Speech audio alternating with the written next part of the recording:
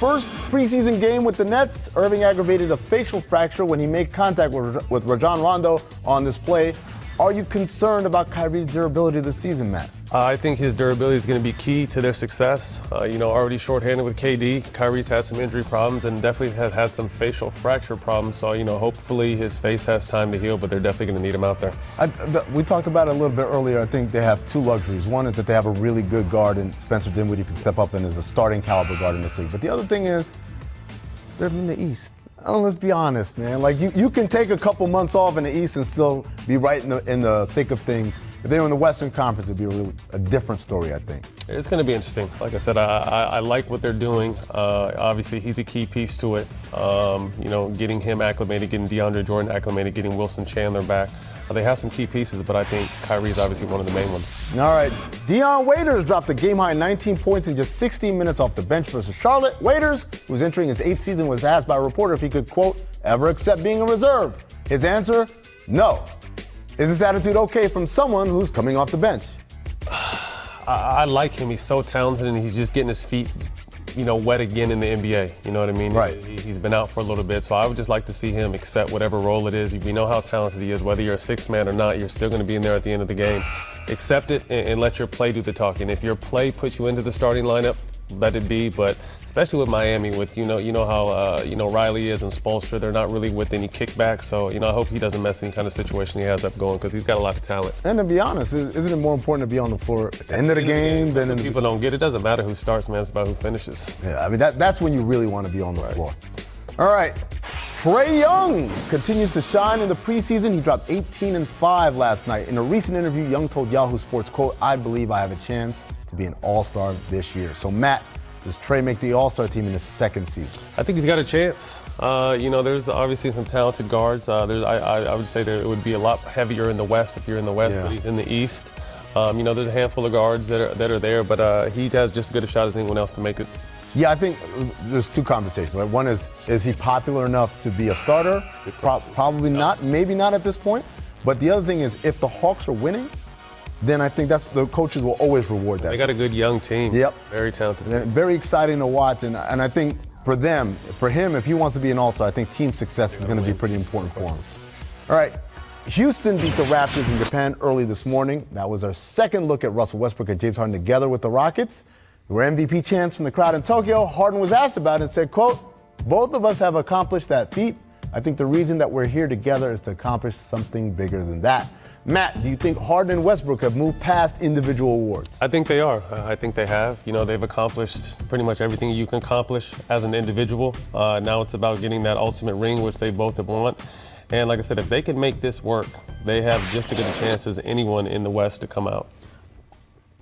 I'm the biggest skeptic about this working, because you got two guys who are so ball dominant that it's not just that about. I don't think they care about the numbers or the awards, but you talk about guys who for the last 4 or 5 years in the NBA, they've had the ball in their hands, and this idea that one of them is going to have to stand in the corner for a little bit.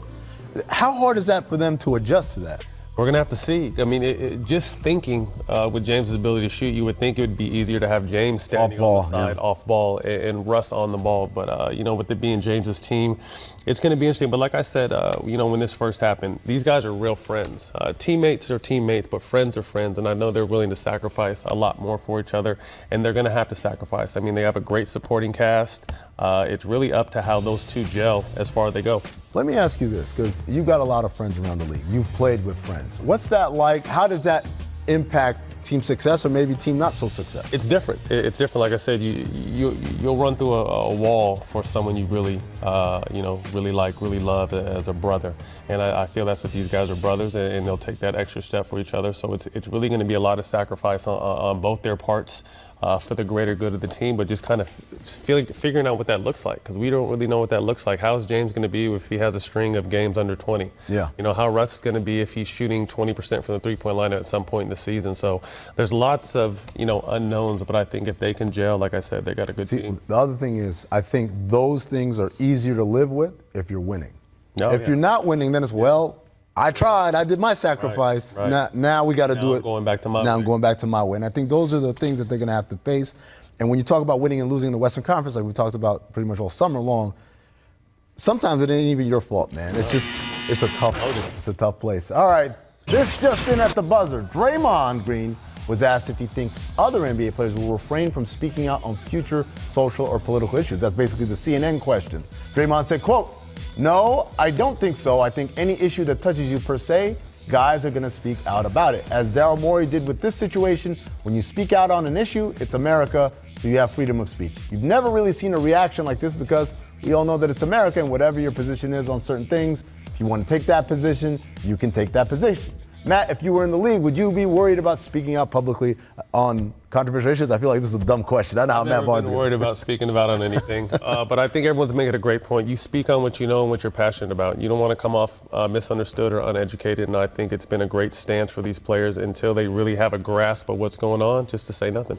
Yeah, I think, and I see a lot of this on Twitter and Instagram. Even my buddy Andrew Schultz, a comedian, tweeted something like, "Oh, NBA players will talk out, but then when it affects the check, now y'all don't say anything." And I say, this kind of disingenuous because the idea is when guys are talking about social issues, they know about it. They're passionate about it. They speak from a place of experience and knowledge and have done their homework. Right. And now we're expecting these guys to speak up on the fly. Something that happened 24 hours ago. Now you have to bone up on all this history and all this politics and positioning between two global superpowers, and I have to speak about it intelligently. That's not really fair. If you think of the bigger picture, there's so much on the line right now. And like I said, I think this is bigger than basketball now. This is politics. This is trade talks between the presidents of our countries, and it's bigger than basketball, and it's unfortunate.